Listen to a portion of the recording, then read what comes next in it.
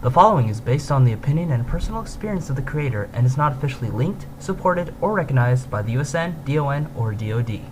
Hey guys, it's TheAndySan here with this week's N-FAQs. In today's N-FAQs, we're going to be doing something a little bit different.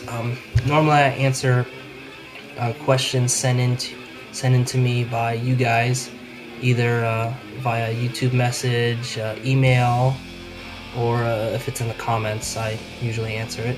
But today, I'd like to just talk about something that I've been getting a lot of stuff about. I'm getting tons of messages, tons of comments, emails, pretty much everything, asking me.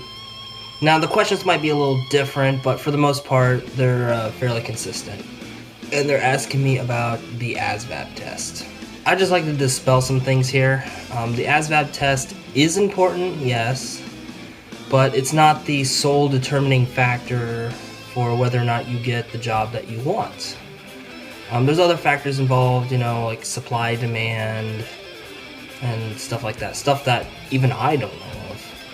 I've been really debating on how to approach this particular topic because it's kind of touchy, and it varies from rate to rate. The one thing that I always tell people who ask me ASVAB related questions is don't pick a job just because you can get easily promoted or whatever the case may be. I mean, pick a job that you'll enjoy, because you'll be doing it for the next 4 to 6 years, depending on what kind of job it is. So I mean, even if you get a job that's going to promote you really quick, if you can't handle it or if you don't like it, then you're gonna have to put up with it for the next 4 to 6 years, or get kicked out, and good luck trying to find a job after that. So I normally just tell people, figure out what's their strengths, what do they normally enjoy doing, and try to find a job that suits that. And of course, demand does play a big part in getting the job that you want. If there's a high demand for, electronics technicians, ETs, and there's a shortage of ETs, then it'd probably be in your best interest to try to get an ET rating, because it's easier. Because the higher demand, the easier or more likely it is you'll be able to get the rate that you want. Like I said, don't pick ET just because it's easy. It's easy to get, if at the time it's in high demand. Now, I'm just using it as an example. I don't know if ETs are in high demand or not. Yeah, just pick a job that you want or would like to have, and I'd suggest kind of doing what I did and pick 4 to 5 different jobs that you would like to have, like a dream sheet, I guess. The bulk of what I wanted to do was tech-based. I wanted to be an information technician, a crypto, which those guys are, depending on what they do, they could be into like translation, stuff like that. So a lot of what I wanted to do was tech-based. So when sonar technician came up, I knew that it was a pretty good fit, even though I didn't know much about the job at the time. Another thing that comes up is a lot of people are emailing me their ASVAB scores, and they're like, yeah, I got a 32 overall, and what do you think I can get with this job?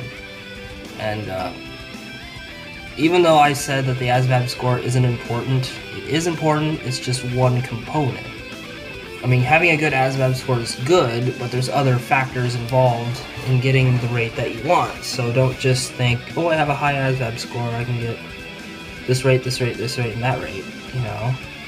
You'll have a better chance of getting those rates, but you're not exactly guaranteed those rates. And another thing is the overall score. I would recommend getting a 50 or above. I mean, seriously, I think even the Navy is beginning to cut down on applicants if they get below a 50. I don't think they're allowed to sign up. I'm not entirely sure on this, but that's just something I've heard. And if you're having trouble taking the test, you bomb it, if you're sleepy or you're out of practice, whatever the case may be, then study up on it. There's a lot of different material out there that'll help you study for the ASVAB. There's, the basic routes like ASVAB for Dummies, beating the ASVAB. There's just search on like Amazon.com or go to your library, check out a book. Just type in ASVAB and look away or go for it, I should say. And the ASVAB is fairly basic. I mean, if you've taken a proficiency test back in either middle school or high school, some schools do it differently, but it's on the same lines as that. I mean, there's a lot of material that's pretty different, but it's set up the same way, and there's a lot of fairly similar questions too. Even though I haven't been getting a lot of emails about what I'm going to talk about next, I do want to address it as well. The nuke test. It's actually called, I think it's Navy Advanced Placement Test. I think it's called NAPT. Does that sound right? Oh, it's been a while. But most people just call it the nuke test because that's what it's for the nuclear programs in the U.S. Navy. I scored high enough. Normally they get applicants that score 90 or above overall on their ASVAB, but for some reason, even though I scored an 83, which is pretty damn good if I do say so myself, pat. They decided to have me take the nuke test anyway, and I really didn't want to take the nuke test because my cousin, he's a nuke, and he says that the workload over there is just insane. In the first 2 years, you're in school, and there are a lot of benefits to being in the nuclear program. You don't have to take advancement exams all the way up to, I think, E6, which is a first class petty officer. I think you get like extra pay or something. I'm not too sure. I'm not super familiar with the nuclear program, but those are just some of the perks that I'm aware of. And also, a lot of what you're taught in school, or in the schooling there, can transfer over to college credits if you want to just do your 6 years and get out, go back to college or whatever, like I want to do. A lot of that stuff will transfer, so you're not stuck in college for 4 years. You could do 2 or 3, maybe. Get out, get a job, see the world, do what you want to do. But anyway, getting back to the nuke test, I did take it. I was 4 points shy of passing. They wanted 50 or above, and I got 48. So I was this close to being a nuke. My recruiter said that even though I failed the nuke test, simply taking the nuke test and getting a pretty decent score, even though I failed it, would look good on getting a job placement.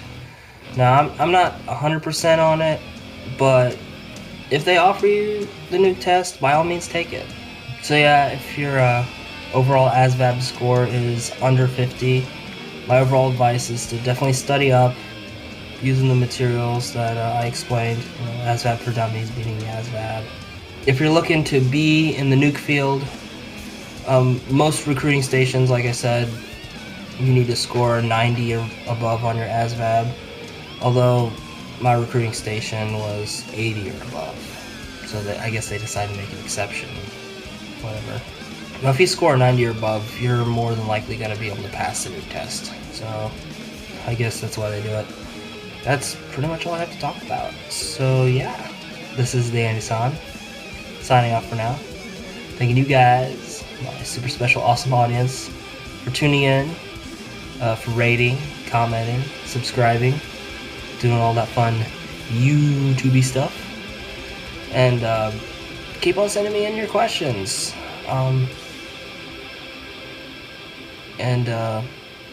As always, I'll see you next time. Bye, guys.